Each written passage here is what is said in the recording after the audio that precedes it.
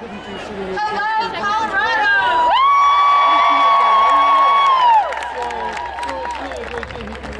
Before we begin, if we could have the people on the speakers list and any candidates for a state level position, if you would go up there and sign in, please, we would appreciate it. So right up there by the columns. Thank you.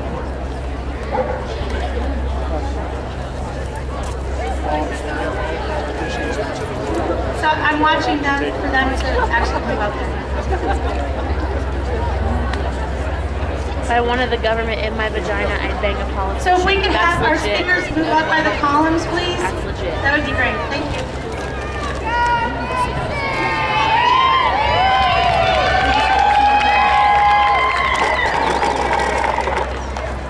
Okay, thanks. So I can't pretend I'm not Nancy now. So thanks a lot, Brett. Welcome, everyone. My name is Nancy Cronk, and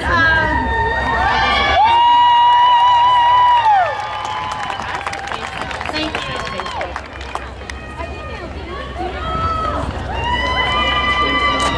Thanks.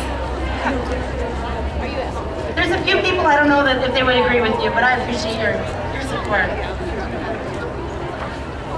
I'm an ordinary person just like you. Take a look around you. What do you see? Men, women, children, old people, young people, rich people, poor people, all races, all genders, all walks of life, everyone. We are sisters, we are brothers, we are neighbors. We're all here for the same reason. Thank you for being here today. Give yourselves a round of applause.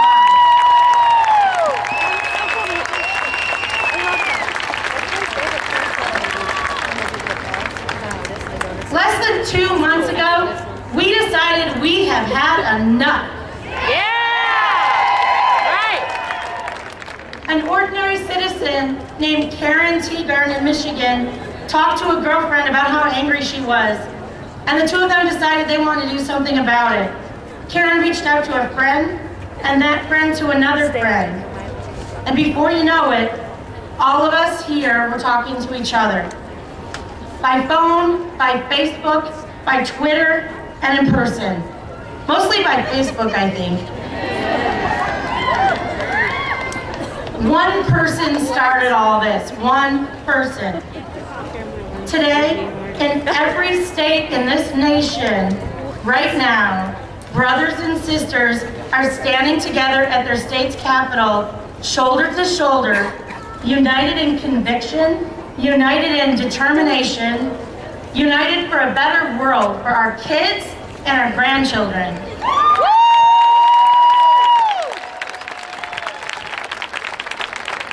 Never doubt what one person can do when they're ticked off. Yeah! Holla. If you've had enough of this, I'd like to hear you shout, enough! Enough! One more time, a little louder. Enough! We've had, join in the chorus of enough after I say my sentences, all right? We've had enough of corporate thieves bankrupting our children's school. Enough! We've had enough of religious fanatics trying to take gender relations back to the Middle Ages. Enough! We've had enough of right-wing extremist men telling women what to do. Enough!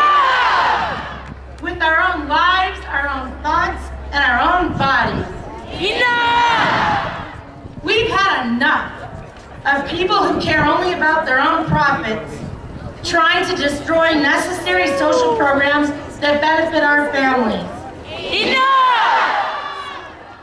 We've had enough of our homes, our children, our jobs, and our health care being used as political pawns in a giant game of chess between one team of out-of-touch, straight rich white guys against another team of out-of-touch, straight rich white guys.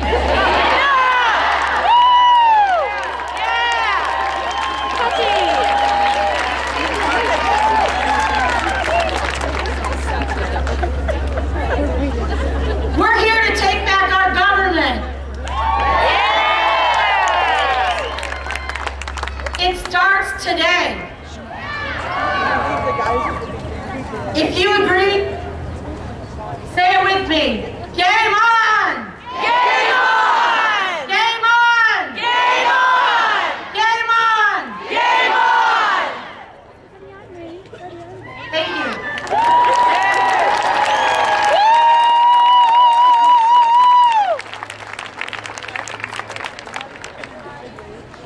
I'm gonna yell real loud for Reverend Nori when she comes on. Yeah, I'm not like she's not paying attention. I'm trying to get her attention. I don't know if she can see this far. Before I get the she can chance see. to stand up, you might want to run. I gave you a head start because you needed it. I am that woman that could love the blood right off your hands if you were really a man. It was my eye carving you from stone before you fell in love with your own reflection. I am more than your rock. I am that mountain, unchanged by howling winds and sunsets. So tell me how you planned to steal that. I have lightning in the tips of my fingers. I can command storms the same way I comb your waters. I could have slaughtered you anytime I wanted to, so I was never afraid to love you. Let my love give birth to you, change landscapes, upturn earth for you. I'm older than dawn. This still remains true. I can never be destroyed by the things that you do, yet you come to break my spirit, try to harvest my tree, but you could never hold what's mine. All you had to do was ask me. I'll be quick to let you know that you're attacking me in vain. I'll turn to poison in your veins. You try to bind me up in chains, and I don't need an apology. You never even got to me. Too big for you to bother me, but obviously you need to suck on my words till they get stuck in your throat. You should be praying for a karmic antidote, because I am the tree that feeds you. I am your very breath, and just as I've sustained your life, I can easily bring your death. I am that woman, here long before you came, standing alone for centuries the same, so don't act like you ain't heard my name. I am that woman, before beginning, beyond your end. Step with caution when you're walking, and be mindful what you send, because I might let it be planted, nourished, and grown, then leave you to reap this bitter harvest all alone. I am that woman, could have loved the blood right off your hands, but you were shaking so bad you couldn't be that man. Just understand, if you are afraid to feel small, don't come step into a woman 10,000 feet tall.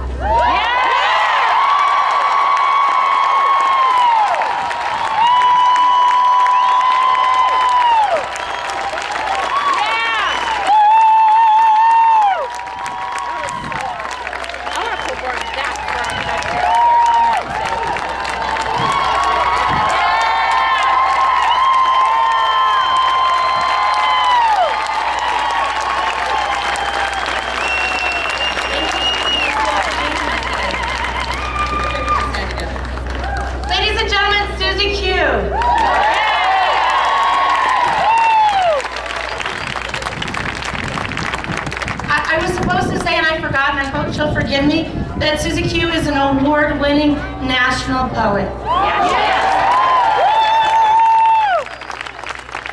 I'm Debbie Fisher, and I want to take a minute to thank Nancy Krog and all the team of women that organized this incredible rally.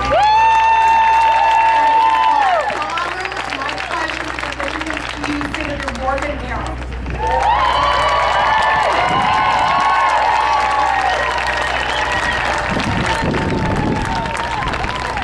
Well, good morning. Good morning.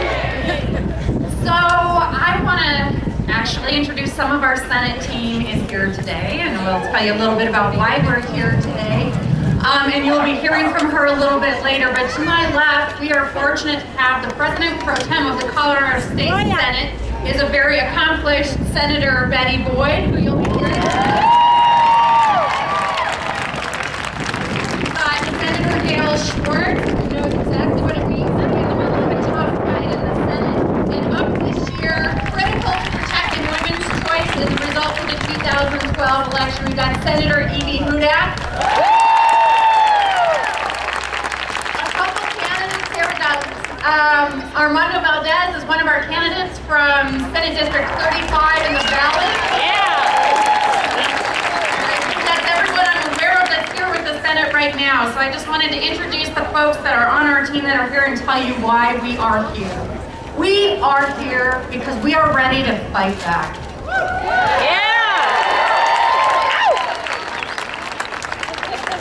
Yesterday, some of you may know that our Senate, in the Colorado Senate, actually out of 20 Democrats on our side of the aisle, 14 of us are women. And so,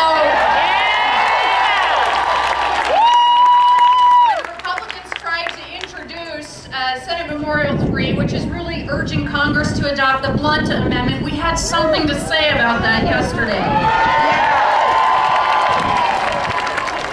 So I want to tell you what the Blunt Amendment is and why so many of us really do feel that there is an orchestrated and very serious war against women going on. What is the Blunt Amendment? Republican Senator Blunt introduced an amendment in Congress, actually a writer to a transportation bill, that would really do this. It would mean any insurance company, any employer, any healthcare provider can deny any service to anyone at any time with no notice based on any religious or other moral belief. Now, if you're here, you probably are following current events, maybe a little bit more than average.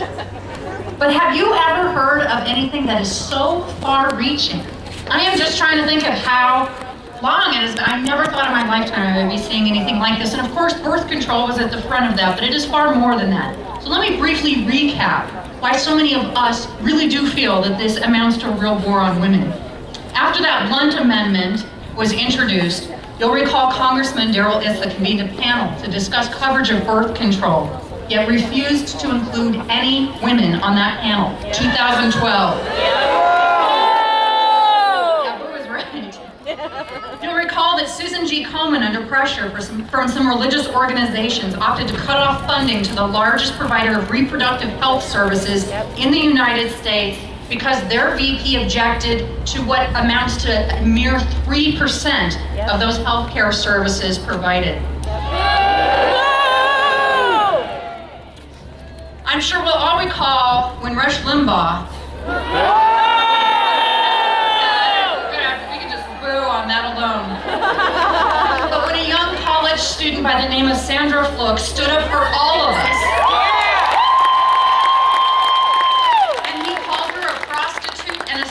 and basically told her she needed to put sex videos of herself online for daring to speak for the rights of all of us. In this long line of offenses against us as women and against all of us as basic human beings, you'll recall that the Virginia legislators also recently proposed a bill that would force a medically unnecessary vaginal ultrasound on a woman before seeking an abortion. An act that is the equivalent of medical rape. Texas defunds Planned Parenthood. There are more states, and actually Romney has committed to try and end Planned Parenthood. This is not an isolated incident. We are seeing efforts to defund reproductive services. But we need to understand this goes far beyond reproductive services. It also happens to everyone's health care services and everybody's basic private and constitutional rights. Following this, pundit on Fox News, Liz Trotta indicates that women in the military should expect to be raped.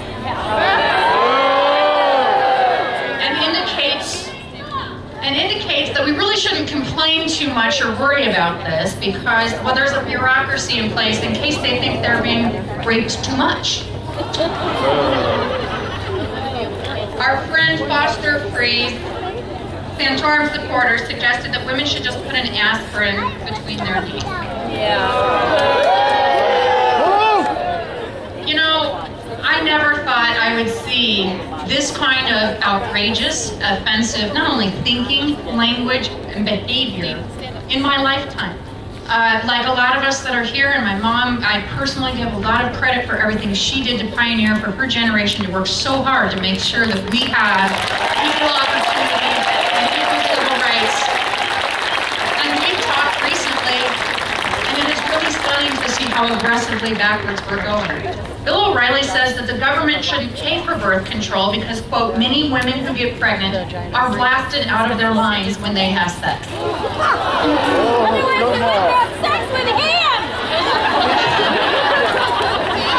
Glenn Beck was on air claiming that it is over to depend on Planned Parenthood. Despite the fact that 99% of women as of 2012 have a at some point used contraception and birth control in their lifetime. You get 99% of that. That to me is calling us cookers, all of us. Yeah. Then to top it off, once they realize that there's a whole lot of people out there, like most of mainstream America, who thinks that this is offensive and extreme, we then get treated to the fact that this is actually a fiction. That the war on women is really a fiction. That it's manufactured, it's imaginary, it's like caterpillars. Folks, there is nothing more real going on to threaten the rights of all of us right now than this kind of thinking and these kind of laws.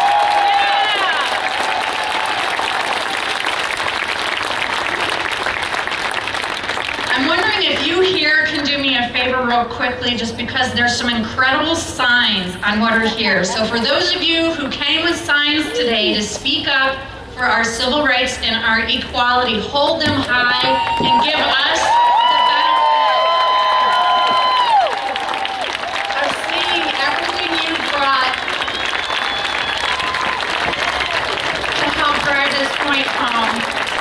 A huge thanks from me on behalf of the Colorado State Senate, at least those of us who support women in the Colorado State Senator. Thank you for bringing your signs to help stand up and make the point of what's here. And now it is my pleasure to introduce someone who has had a long and distinguished career standing up to represent everybody, everyone's civil rights. Poor people, people on the margins, people who have access to health care, people who have education. One of our real leaders in the Colorado Senate, I told you before, she's our president pro tem, but we are absolutely fortunate to have her leadership in the Colorado State Senate, and you are lucky to have her out there fighting and representing to you. Let me introduce our president pro tem, Senator Betty Boyd.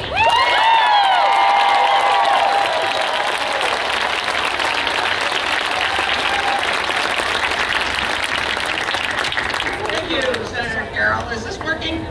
Yeah. Yeah, okay. Thank you, Senator Carroll. It's wonderful to be here with you today. I, too, love the signs. Got a few favorites that I can see from here. But, you know, for years, Senator Carroll is right. For years, I've been fighting for women's choice, women's right to choose, women's right to do what they wish to do, period, as a champion of choice in the legislature. And through the passage of emergency contraception legislation after 5 long years.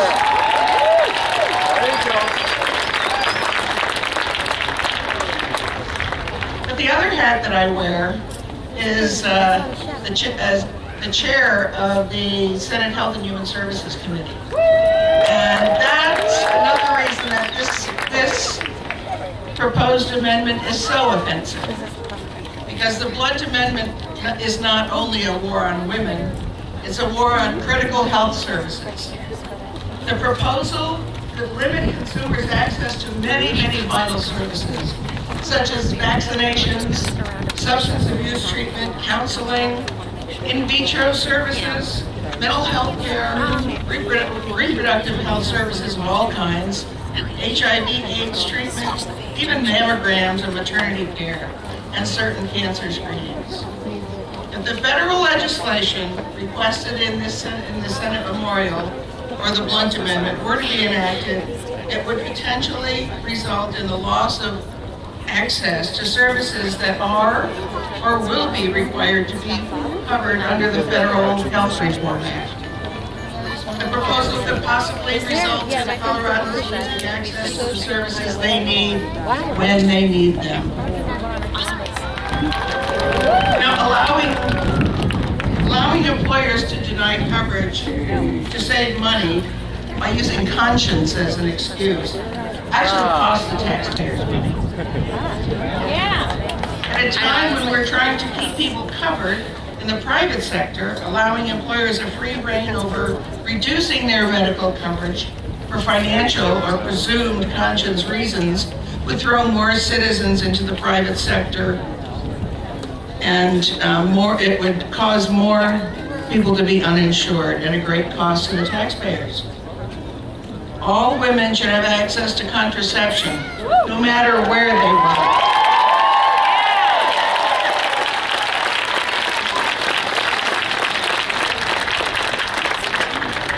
How a woman controls her menstrual cycle is none of your business.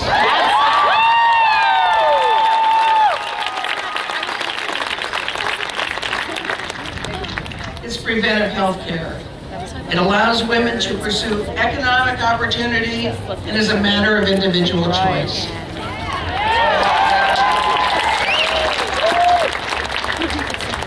Even the Institute of Medicine recommended that birth control be included as a preventive health care benefit because it fundamentally improves a woman's health and the health of their families.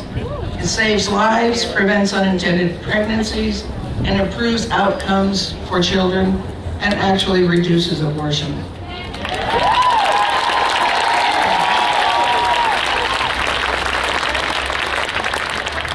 The birth control coverage benefit is one of the greatest advancements for women's health in decades, and it ensures that millions of women will have access to affordable birth control. The typical woman spends 5 years trying to get pregnant, or actually being pregnant, and another 30 years trying not to get pregnant.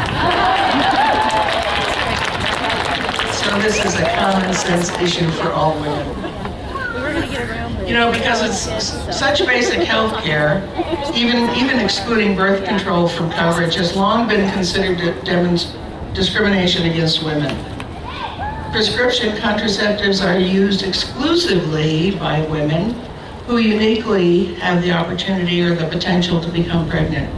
The failure to provide coverage for prescription contraception in health plans that otherwise cover prescription drugs and devices singles out and treats less favorably the medication needed for pregnancy-related conditions. So, the health ramifications of this amendment are huge. You know, birth control was really a wonderful opportunity. It provided incredible opportunities for women to finally be able to control their families, family planning, so that they could have a modicum of independence. They could go out and get an education. They could work outside the home. You know, they had the opportunity to be involved civically and even to run for office as a result of this.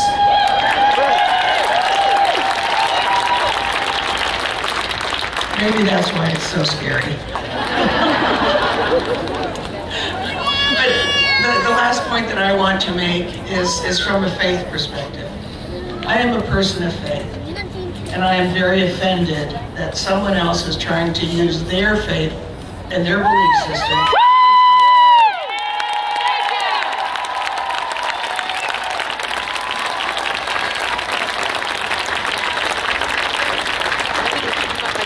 as a reason for the separation of church and state.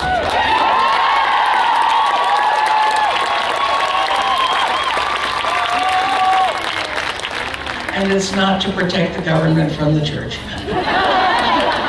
Thanks for being here, and you know, go forth and spread the word that we need to elect people who support women and support women's right to contraception.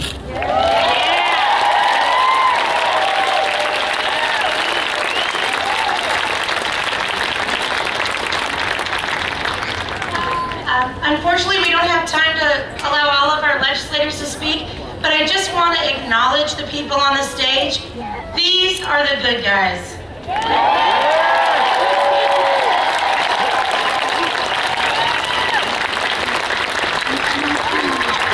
Good women, I mean, sorry. And some men, too.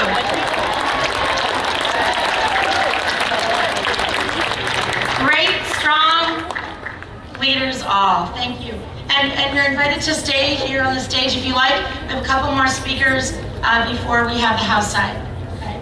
So if you want to stay, hang out. Next, we have the Raging Grannies.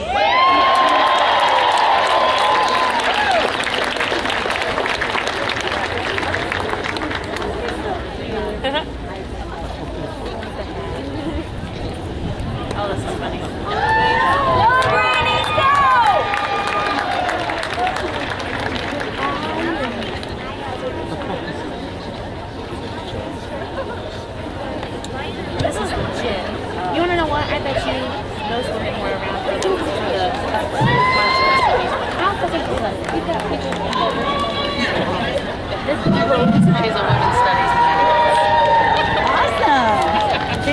was in college, they had the first women's studies. You know, and oh, yeah, a lot of the people were shocked. Yeah, it's hot. Blow them up.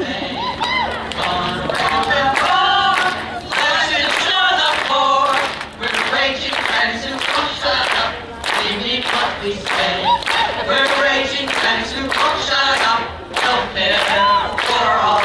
We're raging fans who won't shut up. So we can say, on rage all night, on rage all day. Together we'll build a better world. Let's make a start today.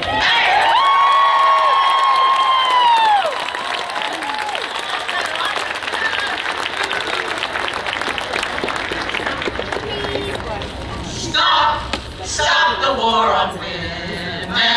Stick with reproductive freedom. Pro-choice is what we want. No shabby legal tricks. Let's not work for less than men do. On their dollar, there's no fairness in the market. Stop salary level tricks. Let's show love unto our elders. Appreciate their years of wisdom. Don't rob them or abuse them. No more money stealing tricks. Stop the war on women. No means no and always will. No more domineering tricks. Stop the war on doctors. Women's needs are too important. Roe v. Wade's the law we live. Pistol packing tricks. Stop.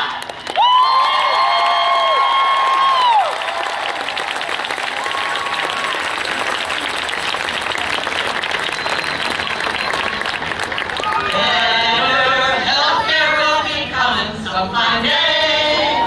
Better healthcare will be coming our way. Better healthcare will be coming. Everybody will be humming. You can hear the trumpet strumming, hip hooray. Everyone will feel much better when it comes. And they won't become a terror when it comes. Everyone will see a medic without 16 lines of credit. Everyone get it when it comes. Yes, the state will be more healthy when it comes. Whether destitute or wealthy when it comes. Everyone from babes to geezers will have fewer woes and wheezers. And their wallets won't have seizures when it comes. Protect us when it comes. With a system of correctness when it comes. Fix today's healthcare infection. They'll be grateful genuflection for this healthy new direction when it comes. Hip hooray!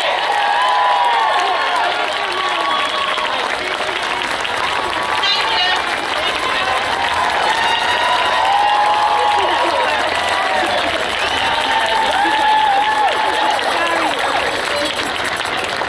The Raging Grannies.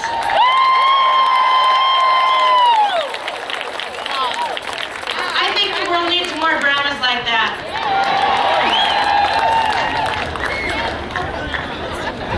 Before I introduce the next guest, I'd like to just ask everyone in this crowd to take out your cell phones and take some photos of the people around you and the signs. And if let someone know if you don't want it on Facebook. Let's get those images out there of these wonderful signs, please. And let's use social media to get our message out to a wider audience. Thank you. Yeah.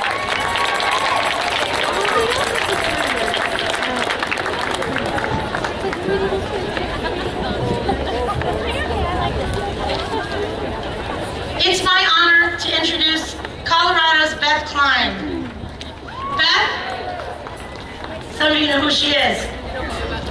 Beth has spent her career defending people who have undergone serious personal injury, from horrific child abuse cases to sexual slavery and human trafficking.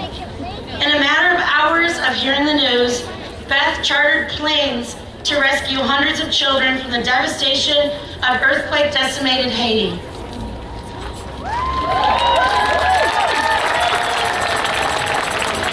Beth travels the world advising governments on eradicating human trafficking and has won numerous awards for her humanitarian work, including the Georgia Imhoff Philanthropy Award and the 21 Leaders of the 21st Century Award by Women's E-News.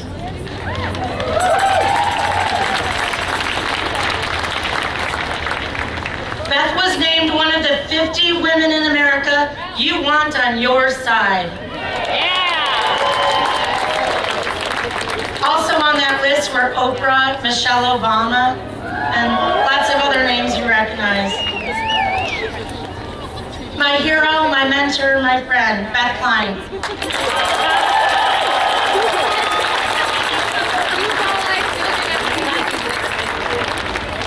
I travel the world to create freedom and equality for all human beings. And when I come back to Colorado, I am so re-energized because this is the center of invention. These are the people who can do. These are the people who have the attitude that we're not going to just tolerate and take and accept. We are the people who change things.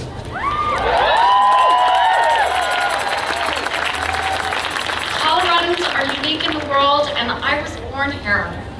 My great-grandfather laid the stones for the Capitol here. And this state is a model for the world. And from here, right now, what you say and what you do in this movement every minute forward is going to change it.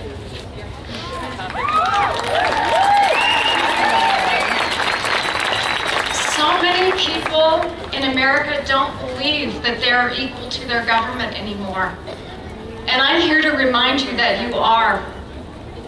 I'm here to remind you that your voice is the same as Barack Obama.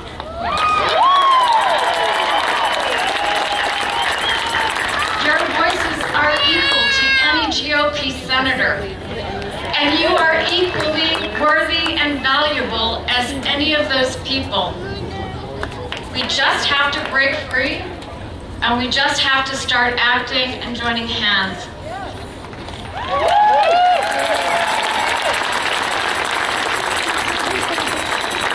In my work in Colorado, we work to free the children who are bought and sold in sex trafficking. And they are the sluts, and the hookers, and the prostitutes, and they're between 12 and 14 years old here.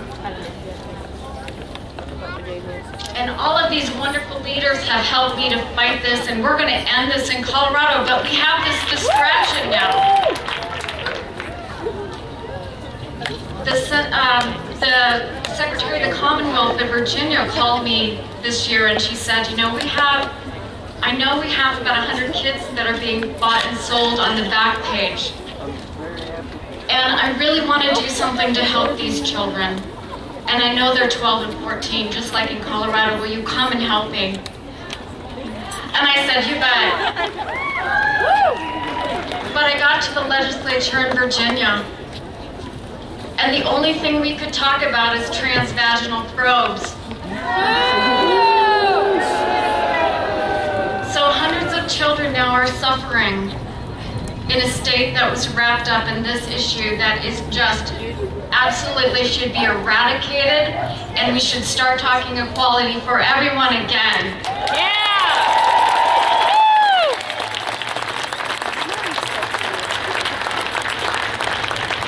I love this country, and I love its people. And when people who have common sense start standing up and start speaking out for basic human rights for all of us, and who express compassion and caring, we win.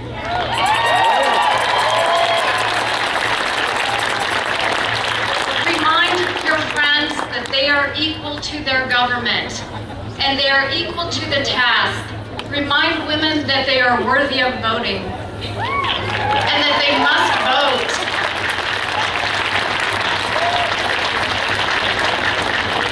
Remind people to help their government. All these wonderful people work tirelessly and they get slammed in the papers all the time. People don't understand how hard they work.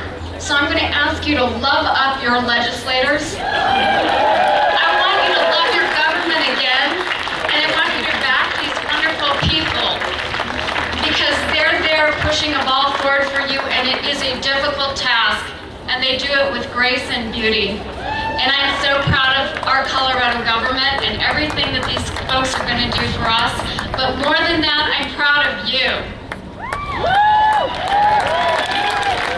Because you came out today to stand for equality, to stand for me, to stand for all the little activists under 5 years old that are out here. I'm so proud.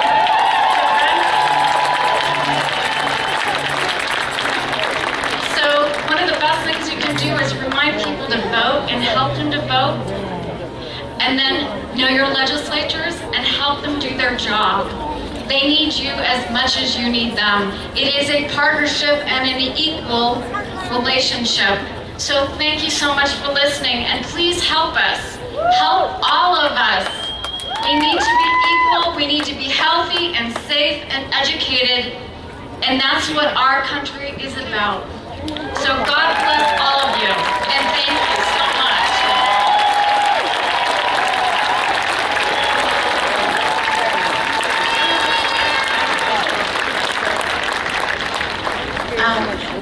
We're going to try to move through a little bit quicker because the police are blocking off streets for us, and I always like to be on the good side of the police.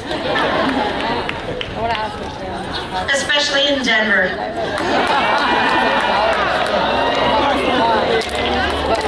I don't think that's a good thing. Yeah, I don't like being sprayed in my face. It's not fun. So, before the next presenter, I just want to acknowledge a few people that are here as guests. One of them is Nancy Perlmutter. She's married to Congressman Ed Perlmutter.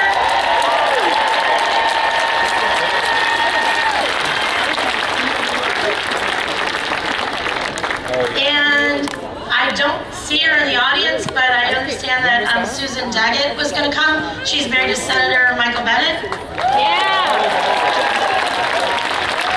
And I wouldn't blame her if she's hiding. Yeah, it was. And we have a very special guest here who doesn't know I'm going to acknowledge her. If you would give your hand, your wave, Dottie Lamb.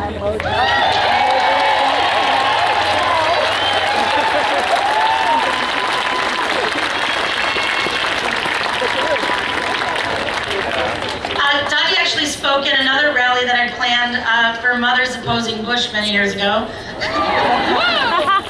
Thank you. That's funny. And the thing to know about her is she was former First Lady of Colorado. Her husband, Dick Lamb, signed the first legislation in Colorado that was for pro-choice.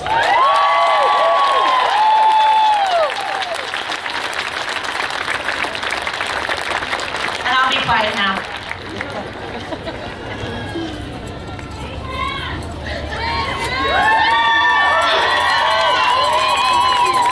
Colorado, isn't this awesome? You guys rock. I'm so happy to see all of you here. I'm from Colorado Springs, Colorado. I'm one of the organizers here, and I have the privilege of introducing two great activists here. First person I'm going to introduce is Rosemary Harris-Weigel.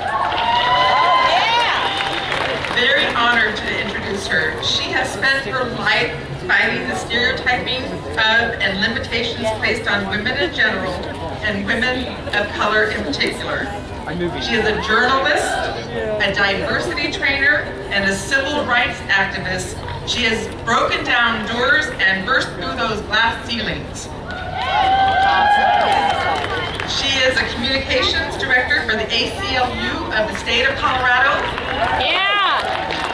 And she's also the president of the NAACP for Colorado. Woo! She has spoken up for all of us passionately for civil rights, civil liberties, and full equality for women everywhere. It is my great honor to introduce to you Rosemary Harris-Lytle, who is such an activist for Colorado Springs in particular and the entire state of Colorado. Here she is.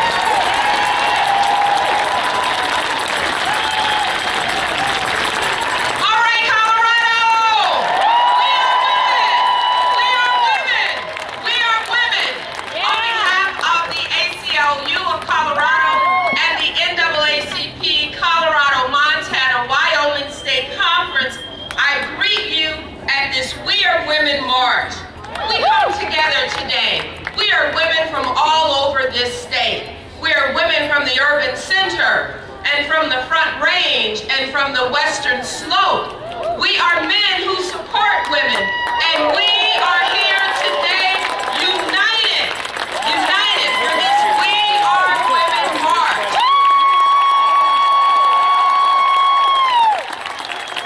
I love what I see today. I want to thank the organizers, the grassroots organizers of this march. They have done an incredible thing for our state in bringing us together today. I want to thank all of the public officials who are here with us today, but more importantly, I want to thank the people who are holding the signs today.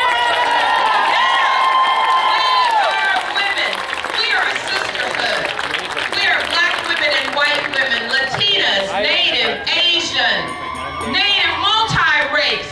We are men who support women, and we come together because we recognize the value and the strength of our united voices. So why did the ACLU of Colorado and the NAACP Colorado State Conference believe it was important to be represented here today? We believe it was important to be represented today because women and girls have a fundamental right to privacy. We have a fundamental right to the integrity of our own bodies. We have a right to make our own choices. And we oppose any efforts that would do otherwise. The ACLU and the NAACP were both proud to stand against the so-called personhood initiatives that have been launched in our state. We oppose personhood once, twice, and we'll do it again. This is my body, and this is my choice. The ACLU and the NAACP believe it was important to be represented today because we must turn back the coming attacks on women, attacks that are going to be disguised as religious freedom, attacks that are about nothing except a goal of using religion to discriminate. We won't allow it to happen. We won't allow it to happen in Colorado, and we won't allow it to happen anywhere. We're here today because we must move forward to full equality for women. Full equality. I was so happy when President Barack Obama signed the Lilly Ledbetter Act as his first legislative act. Thank you, President Obama. Thank you, President Obama. We need more. We are only 8 years away from the 100th anniversary of women's right to vote. Only 8 years away. 8 short years away, and we demand pay equity. We demand pay equity. 8 years away, only 8 short years away, and we demand family-friendly, family-flexible workplace policy. We demand it. Women must be honored for both of our roles as workers and as mothers. We demand it. We demand full equality in the workplace. We're only 8 years away, and we must But then So we stand together, we use our voices, but more importantly, we use our votes. We use our votes. If you don't stand with us, we will cut you off. If you don't stand with us, we will push you back. We push back Herman Cain. We push back Rick Santorum. We push back Newt Gingrich. And we'll push back, you know, hope. Let's stand together. Let's stand together. Let's support those who support us. We are women. We are women, and we will win. We will win. We will win. We will win. Thank you.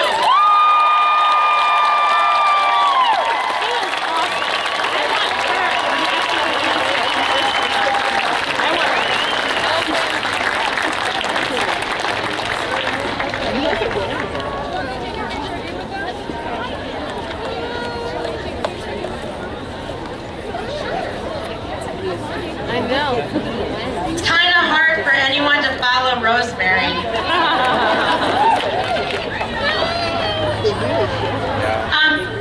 So those of you who are recruiting for future legislators, see Rosemary. I never thought about that. So I'm gonna Our next guest is also an award-winning poet on a national level. It's my honor to introduce Jen Rinaldi.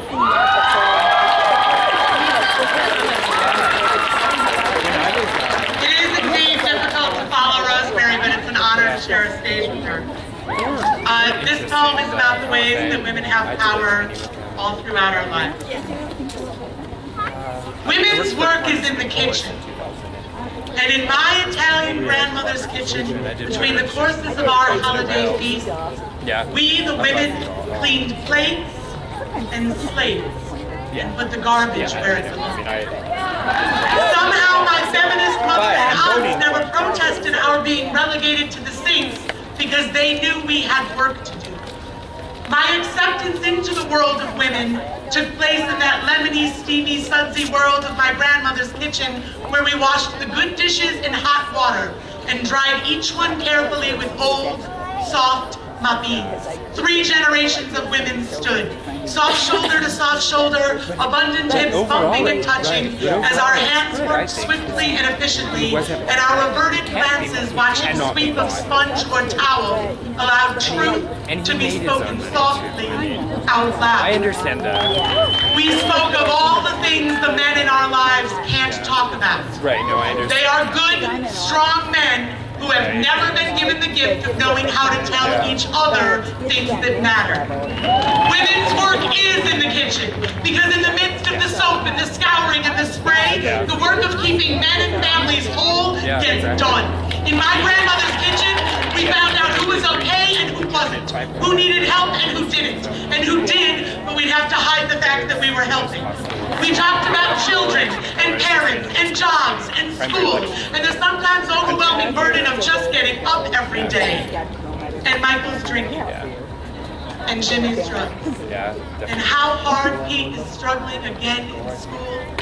We talked about the men who cheated and the ones who didn't. And the women who knew all about it and the ones who didn't. And who really wanted another child and who really didn't. And we laughed and we cried and we joked and got serious and worked together putting things in order. Women's work is the weaving of the ties that bind into something strong enough to catch you when you fall. And I thought you were talking about Poland. In the course of my lifetime, women's work got a whole lot harder. Gran died, and the kitchen that was hers hurt a little just to stand in. And my old aunts faded away into illness and death, and my father and my uncles divorced all of their wives, leaving so much more women's work to be done and so few women to do it. The last time I did dishes in my grandmother's kitchen, my last remaining aunt and I stood, just the 2 of us, crying, astounded by how many dishes there were. we had never noticed before. And now that my grandmother's kitchen exists only in my mind, all soft-edged and glowing, more than anything in the world, I wish I were standing there right now, my bean in hand, doing women's work. Because there's so much to be done. Thank you.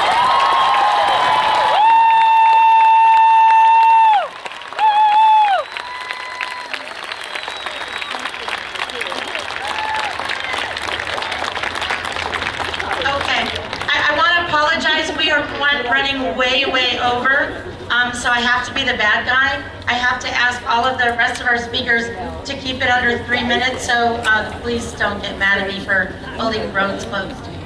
So can we have some timers?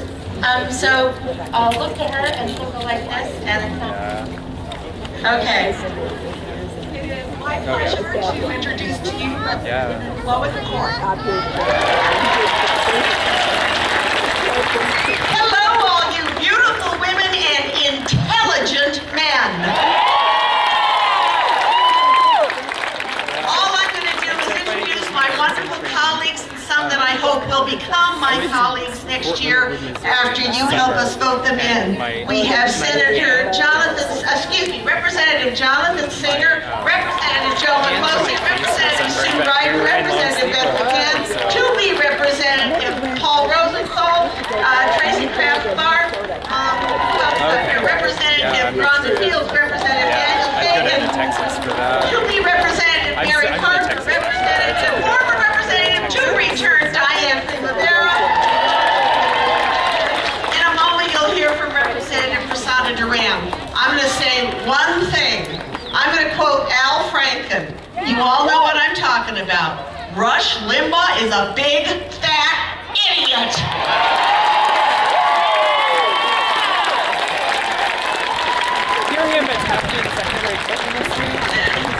Good morning. My name is Prasada Duran, and I'm a state representative in this district in downtown Denver and the surrounding neighborhood.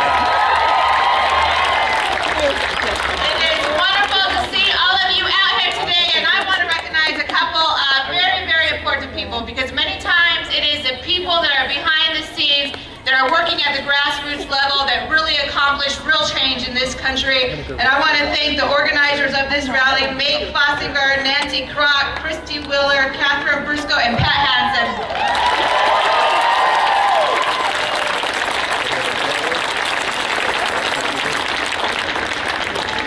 I am a lifelong Catholic, and I believe very much in the need for God and religion.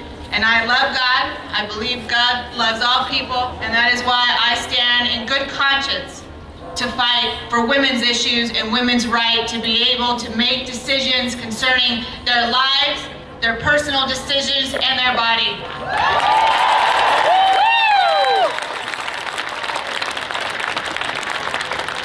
There is no reason why people like Rush Limbaugh should be making decisions between a woman and her life and her future. Yeah! God made women for a reason! It is unbelievable to me in the year 2012 that we see an assault on women's health and women's choices as though we are living 100 years ago. Yeah!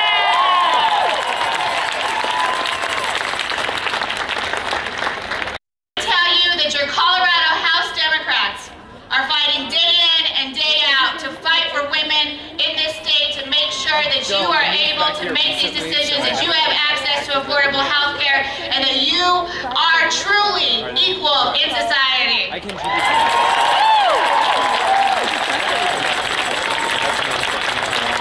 I also want to recognize our president, President Barack Obama, who has appointed more women to the Supreme Court, to senior positions within his administration, to positions across this entire country, and who has stood up to the far right wing who say that women should not have access to birth control, women should not have access to mammograms, women should not have access to the everyday functions that they need to be able to have access to. So please applaud President Obama for standing up for our women.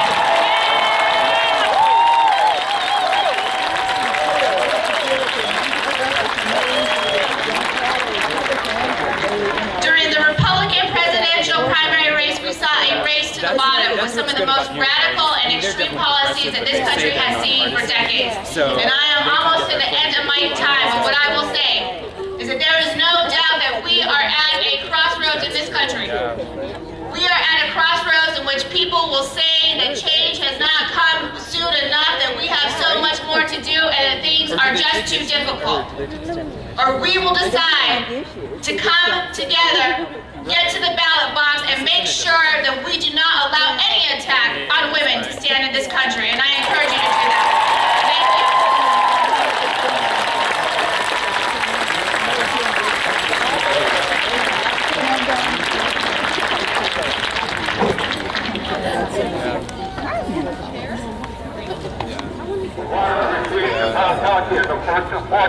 Einer kleinen Teil versteht der Gott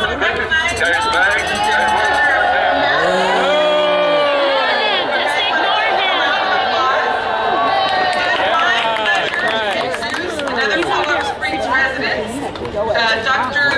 Reverend Dr. Nori Frost, is our minister at the All Souls Unitarian Universalist Church in Colorado Springs. As a clergy member, she has been very active in supporting Planned Parenthood and payroll. She is a member of the National Clergy Advisory Board of Planned Parenthood. So please welcome her.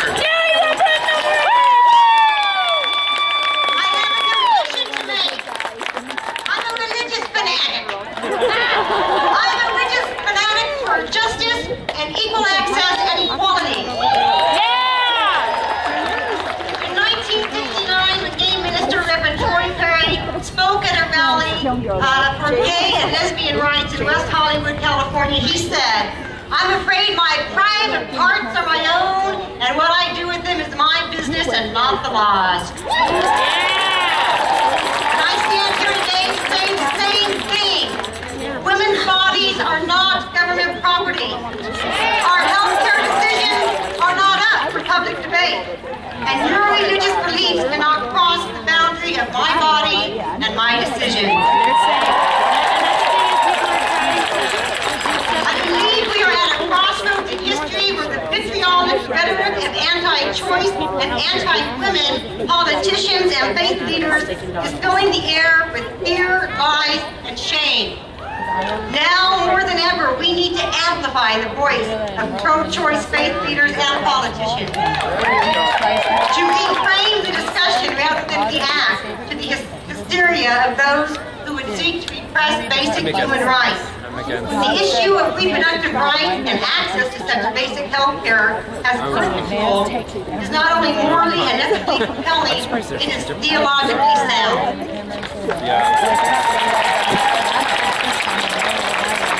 But I'm going to let you in on a little secret.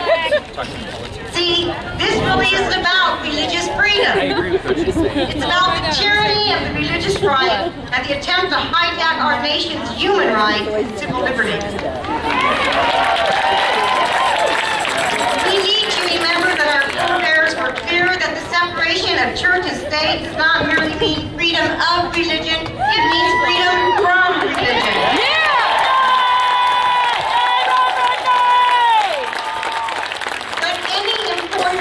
Religion trumps women's access to basic health care when laws are made based on religious opinions of a few and not grounded in the communal good of all.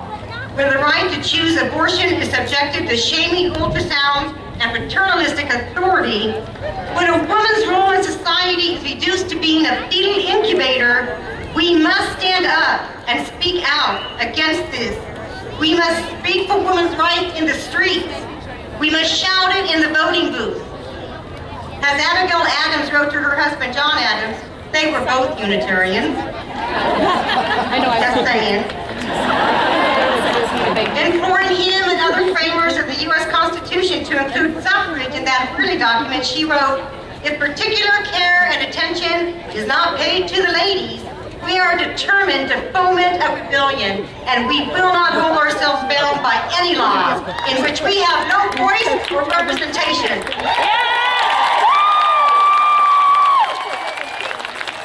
And I say today, we will not go back. We will not give in. We will not give up. conviction of all those who have justice on their side, and we will prevail. And now I'm going to ask you to pray or be in an air of meditation with me. Holy mystery of love and justice, who is beyond any name we might give, and who cannot be boxed into any denominational job description. We ask your blessing on this sacred convocation. We pray that you continue to give us courage to speak truth to lies, to speak boldly in the face of those who would seek to shame us into silence. We thank you for the solidarity we share. Women and men of all ages, socioeconomic status, sexual orientation, and gender identity. We ask that you bless us, and we ask that you open the eyes of women who would deny their own bodies for political gain, who would seek to shame and silence other women for social power. We pray for them that their eyes be opened to how their very bodies have been colonized by the rhetoric of those who seek to keep women subjugated. Be with us now as we sing for justice, as we march for justice, as we shout and work together for justice. May your voice be heard in ours, O holy love, in your many names and in the name of all that is holy. Amen.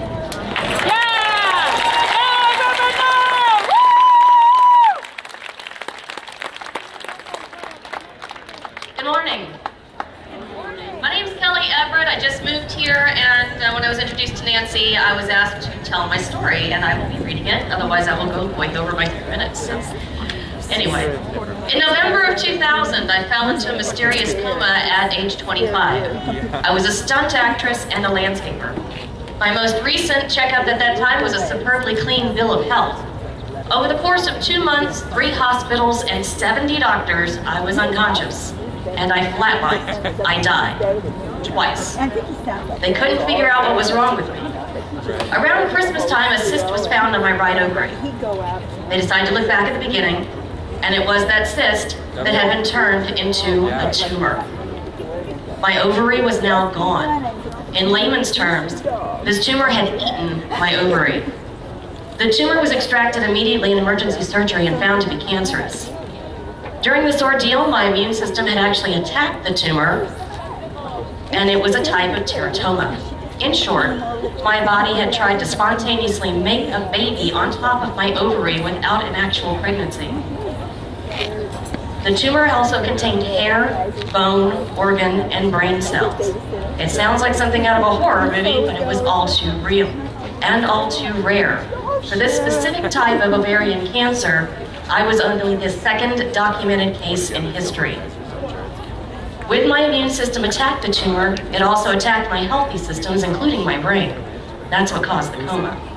Upon my recovery, I was told that the remaining elements of my reproductive system were left intact, so I would not go through menopause at age 25. Therefore, I was left fertile. However, I was told that a pregnancy would kill me. When I asked why my remaining tube wasn't tied, they said they refused to do it because I was young and unmarried. Despite being engaged at the time this happened, and despite certain death if I was impregnated. So, as I was planning my wedding in the hospital bed and my honeymoon on the chemo chair, I was told to double up on protection. I had to be put back on the pill anyway in order to help balance the hormones that were now out of whack due to my missing ovary, and my husband just used a condom. This was the norm for the duration of our 10-year marriage. A vasectomy was out of the question, and insurance would not cover my sterilization. To reiterate, if I get pregnant, I will die. Anyone who tells me, like they tried to yesterday, that I should be denied birth control is telling me they want me dead. I believe that those who wish to take away my medicine want to murder me. I consider this to be a violent act against me, a living, breathing, voting American adult female.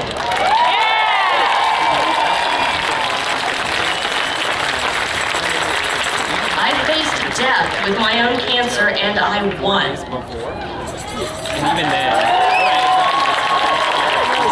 And now I am facing this war on women, but this time I'm facing it with all of you. And we will wind.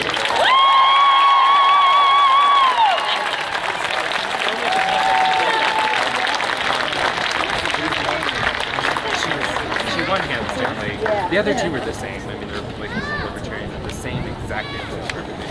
And they've debated before. I'm like, how boring is that if you agree on everything?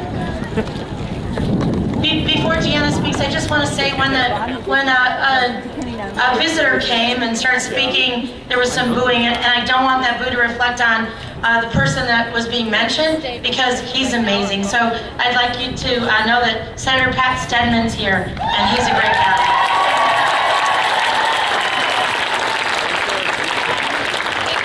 Good morning. I'm Deanna Jimenez, and I represent 9 to 5, the National Association of Working Women Colorado Chapter Board of Directors. Standing with me today is my mother, Karen Wild, my teenage daughter, Sage, and my youngest daughter, Serenity Catherine. We represent 3 generations of the Muskogee Creek Nation of Oklahoma. Today I have the privilege we have the privilege of having 3 of our congressional delegates with us. Candidate David Anderson, Senate President Brandon Schaefer, and Representative Joe McCloskey. Congressional candidate Dave Anderson believes that restoring American jobs and the economy vitality is critical to maintain America's values and security. It is my privilege to introduce to you congressional candidate Dave Anderson. Thank you very much. Really a pleasure to be here. I asked a friend yesterday what she thought I should tell you, and what she said was that if I said what she thought I ought to say, I wouldn't have much of a chance to get elected in Congressional District 5. I graduated from college in 1973, and I thought that a lot of the issues that seemed to have percolated at the top of this race had been concluded then. Even Justice John Roberts, the Supreme Court, and an abortion foe, agrees that Roe v. Wade is the law of the land and that it will not be overturned. And yet, as in the introduction said, it's really important to remember that the same people that are elevating these social issues are the people who would not be supporting job growth and restoration of the economy, and rather they are the ones that are trying to carve out of the budget all of the essential safety net elements to dedicate more spending to defense. On healthcare, we spend twice as much as any other global competitor nation, and the results that we get are 40th or 50th. We're bankrupting the country, we're bankrupting families. I say in District 5 that I am the pro-life candidate because I'm the only one that I know that's concerned about anything that happens after conception.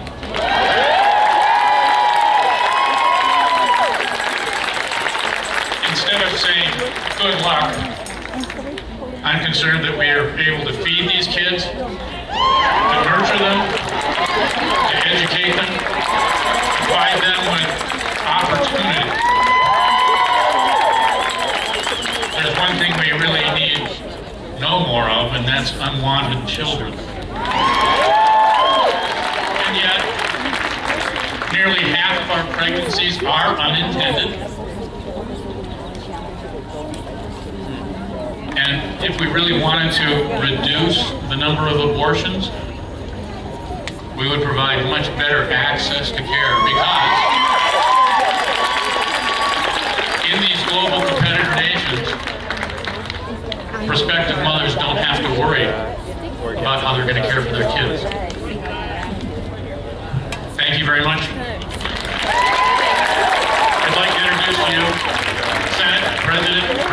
Shake.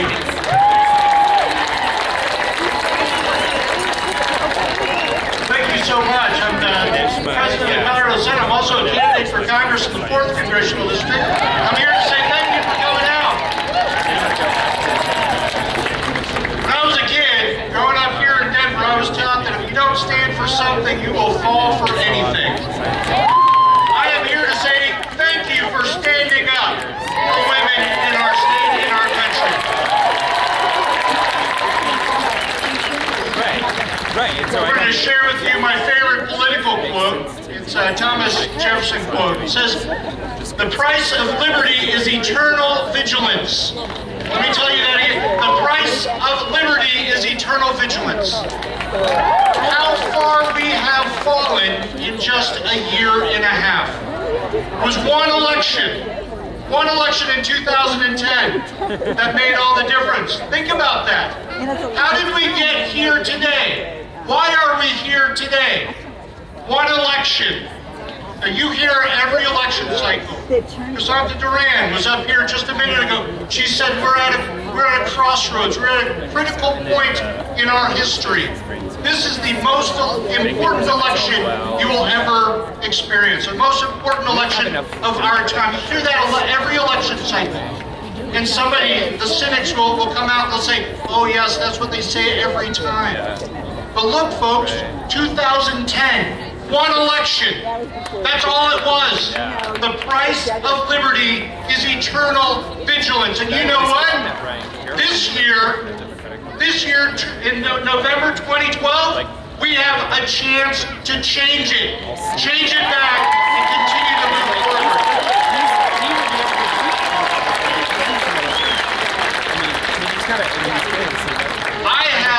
I have the incredible opportunity, the honor to preside over a Senate that has 17 out of 35 female senators. That is more women in one legislative chamber than in any other legislative chamber in the entire country.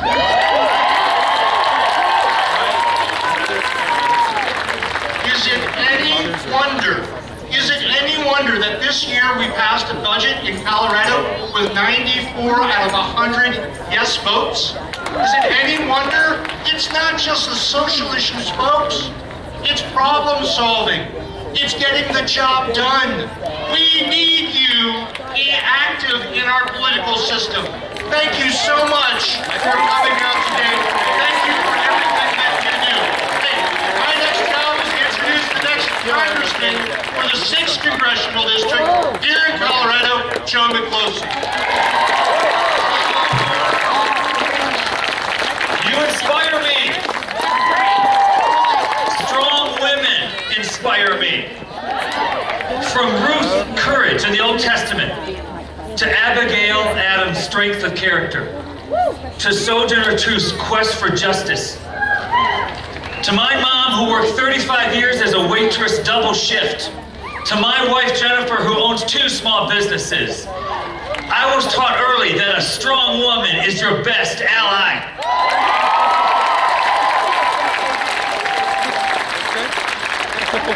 The next time an elected man tells you what to do with your body, I will stand with you shoulder to shoulder and say, back off!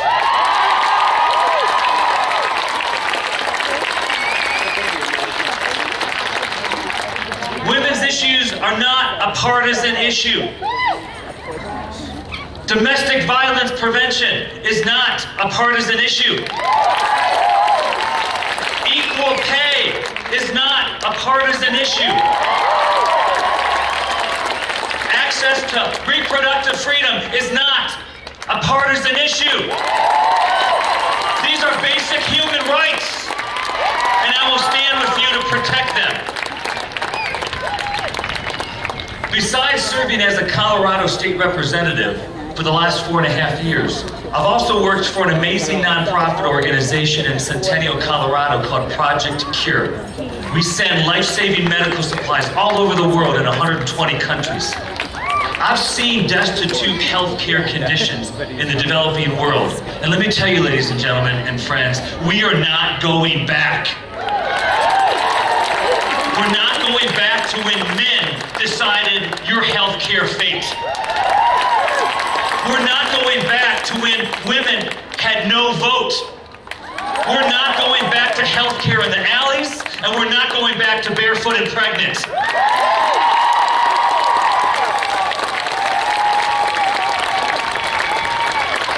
We will win this war on women because your grandmothers will vote, your mothers will vote, your sisters will vote. We need a Congress that will be defenders of a woman's right to choose and reproductive freedom. I will be that for you in the 6th Congressional District. Thank you. God bless you for being here today.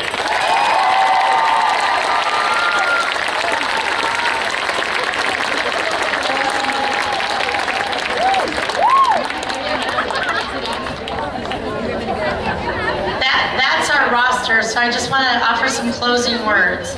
And first I want to make a confession that one of the reasons why I jumped on this train and said, let's roll, is because I want to get rid of Mike Kaufman and get Joe Pelosi in.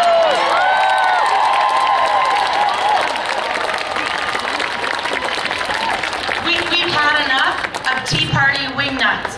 We need more people like Joe Pelosi, Brandon Schaefer, and Dave Anderson.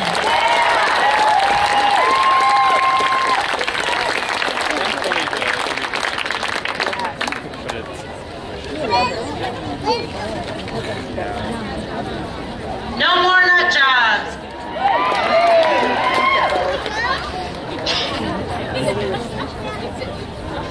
I have just a few quick things to say, and then we're going to march.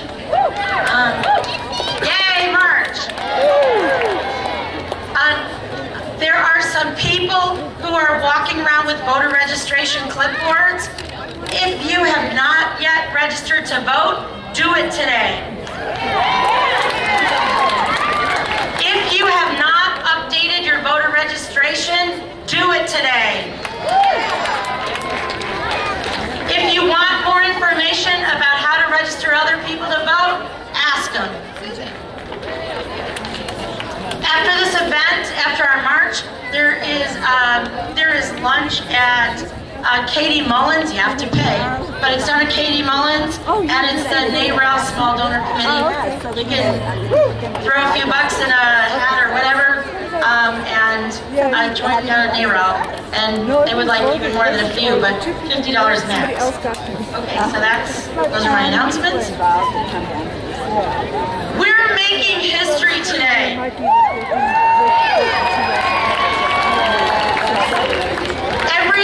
Every minute of this event was put on by volunteers. There was not one penny of paid work in this event.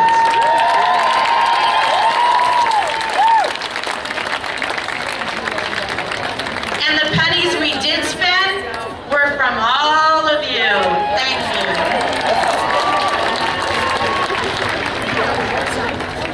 When we told the people who do this kind of stuff that we're doing it grassroots with no organization and no political party behind us, they laughed. We did it, and we did it for nothing. So give yourselves a big applause and a great big pat on the back.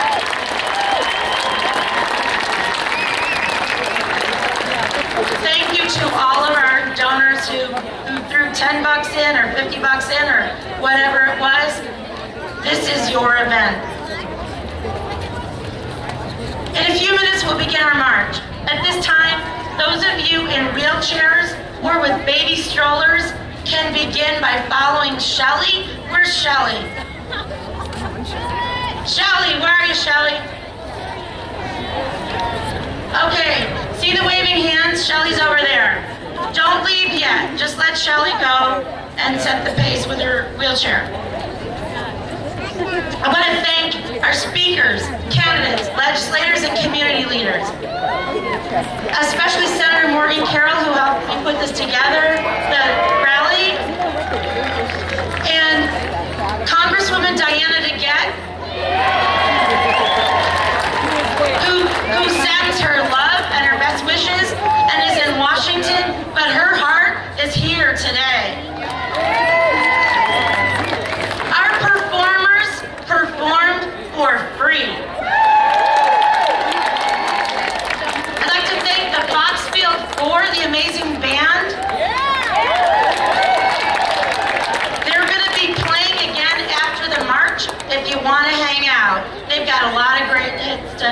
tunes to play. Susie Q, Jen Rinaldi, the Raging Grannies. Our volunteers, organizers, marshals, donors, sign makers, carpool drivers, button makers, t-shirt designers, all that. Vendors, including IAB Sound. Thank you to the organizations that did turnout for us. Move On, Planned Parenthood, NARAL, Progressive Women of Colorado, Blue Flower, Healthcare for All Colorado, so many more. Also want to thank Karen Teagarden, who was the first woman who called her friend and said, I'm pissed off. And our treasurer, Allison Bell, who helped us put this together.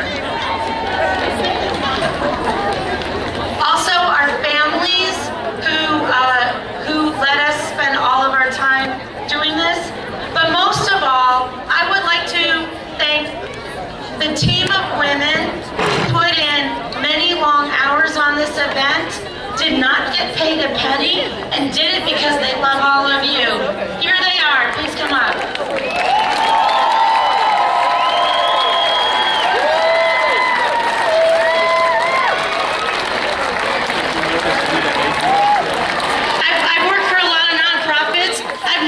Team like this, and especially a team that never made a penny doing it. These women are amazing. Give it up for them.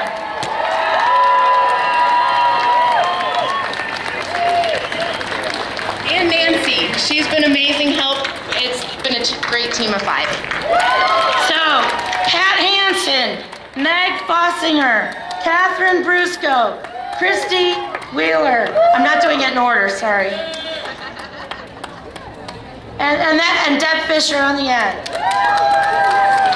Okay, so we're gonna leave. One quick last thing. Before you go, I wanna ask you a question. Hopefully you've had fun. Hopefully you learned something. Hopefully you saw some friends. You may have been empowered. I hope you have. Will this be the end of your involvement in taking back your government? Or will it be just the beginning? Are you going to say, I've done my share? Or are you going to say, you ain't seen nothing yet? Are you going to support better candidates for public office and kick those Tea Party wingnuts to the curb? Are you going to give your time and your money to get more women in office? I know you won't turn your back on your sisters. It's been said that men run for office most often to be someone, and women run to get something done. Imagine what this state would be like if every woman in this crowd ran for something. School board, fire board, liquor commission, water board, homeowners association, library district, you name it. What would our state look like? What would our Congress look like? What if 51% of Congress was women? What if 51% of the Supreme Court were women? We have some amazing and wonderful men in this state in office. Support them too, and thank them for having our backs. This is the beginning. It's time we fight back. But we will not fight back with guns and swords. We'll fight back with common sense. We'll demand our respect. We'll demand to be treated with inherent worth and dignity. We will fight back by telling them to stand aside and lead with us, not against us. We'll fight back by showing a better way. There is no they, there's only us. What will we do together, and when will we start? We start now! As you leave through the exit, please obey the marshals in the colored vest as they direct you. And again, if you want to come back here and listen to some great tunes, please do. Thank you.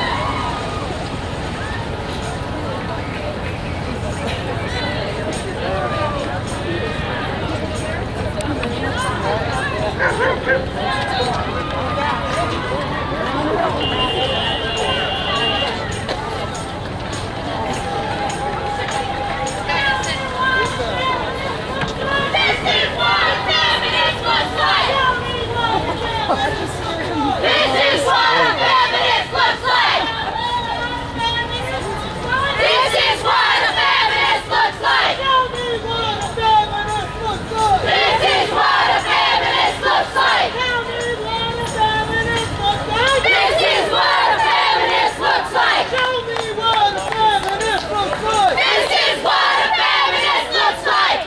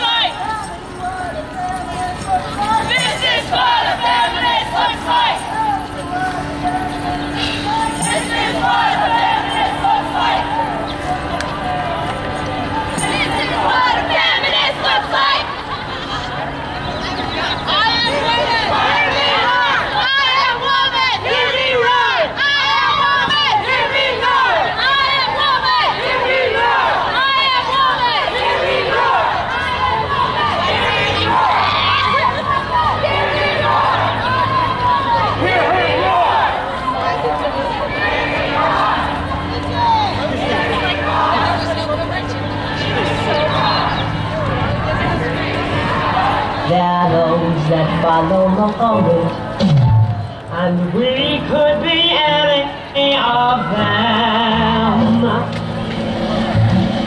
I'm a woman like your mother, and I have been since before I was born. And the first thing they tell every woman is,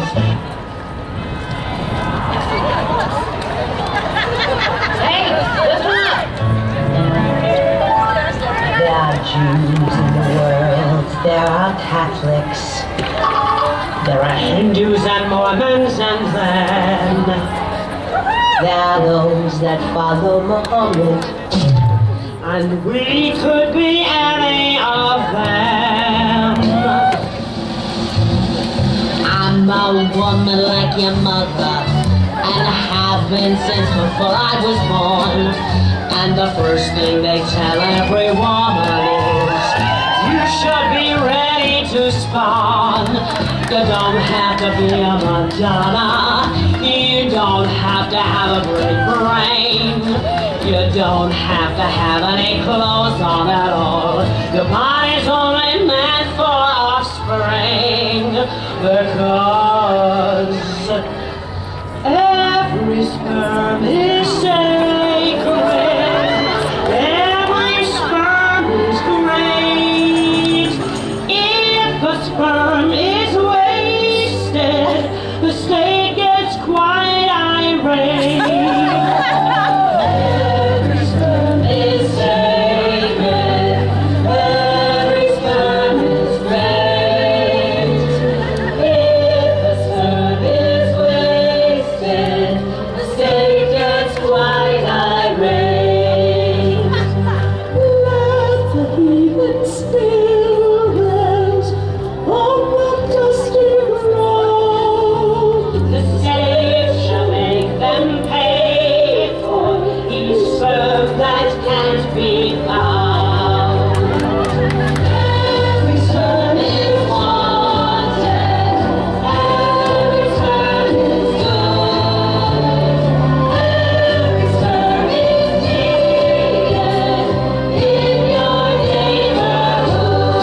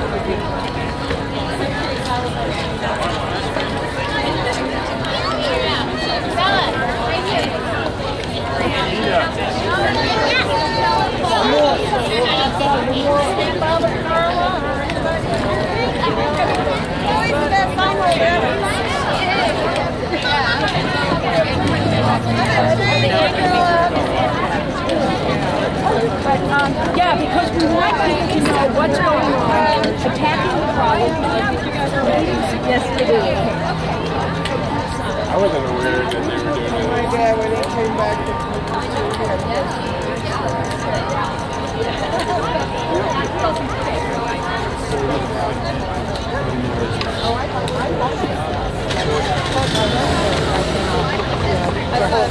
There's some great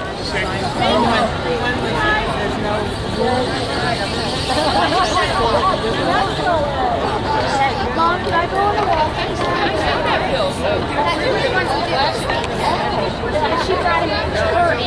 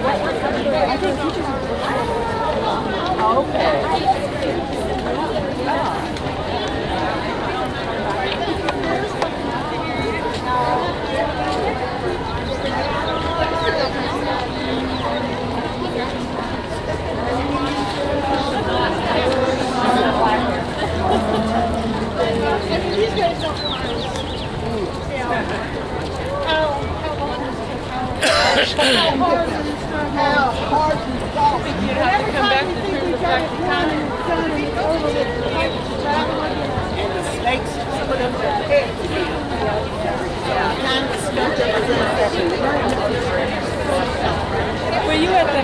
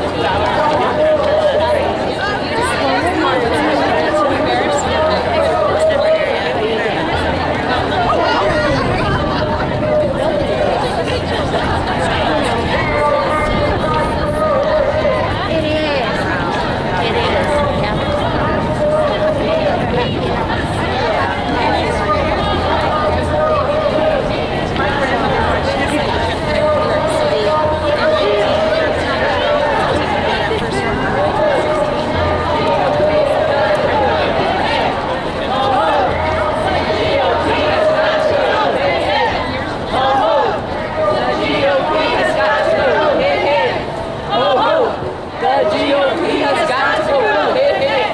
Ho, ho. The GOP has got to go. Hey, hey. Ho, ho. The GOP has got to go. Hey, hey. Ho, ho.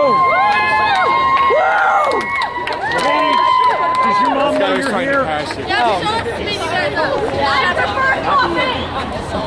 What happened? Where'd you go, Cindy? Oh, here you are. We lost you. You get lost.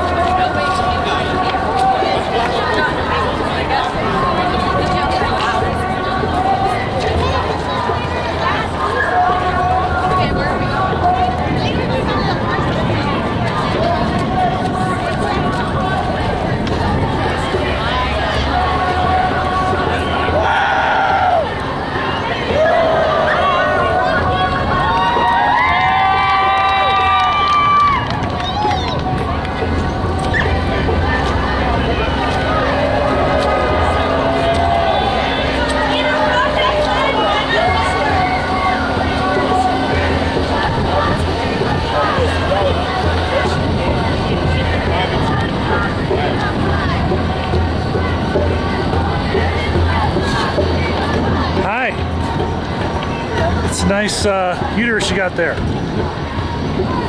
think she never thought you'd stop.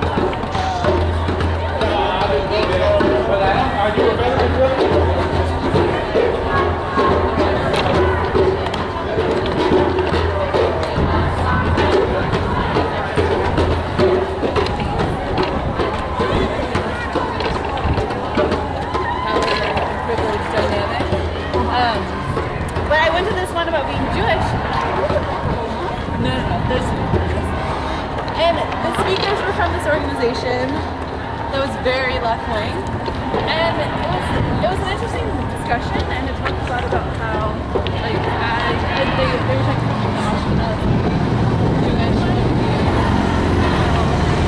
and there was white Jews,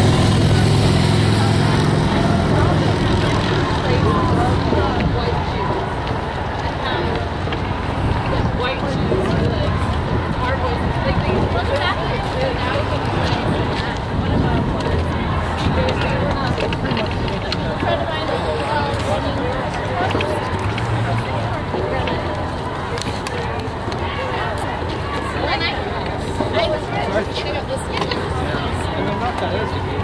well, that's the thing. That's actually that was a study that actually I heard about, where they actually said that the people who watch Fox News only are the most ill-informed. Break the whole Obama he was shut down very quickly.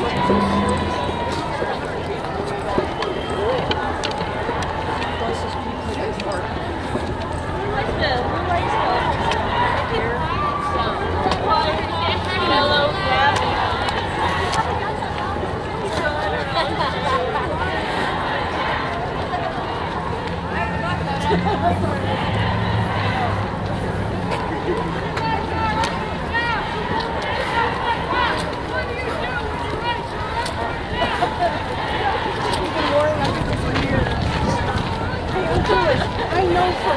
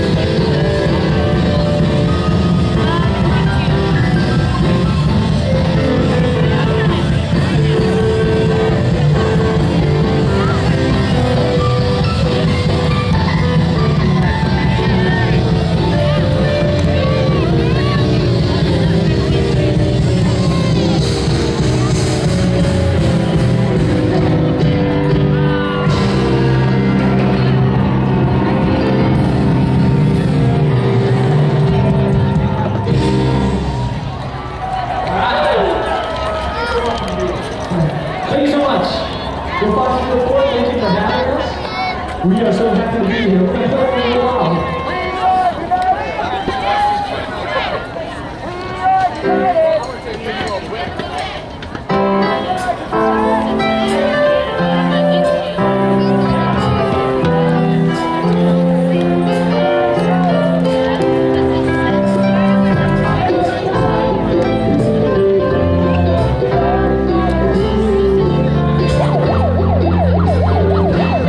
First man on that album.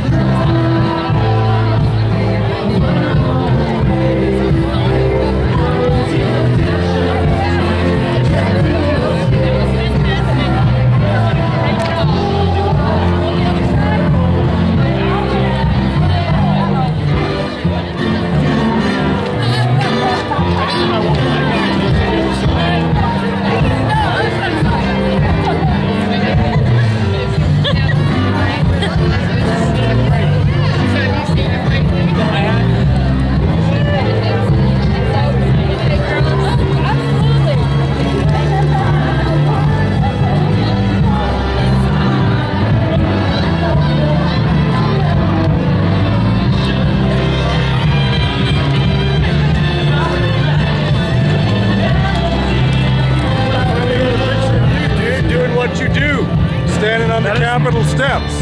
Got a picture of you doing what you do on the Capitol steps. I got some video of you and your pink beard. Isn't that a great beard? I think it's appropriate for this event, don't you think? On top of every other reason to have a pink beard. I'm not sure there is a reason for it.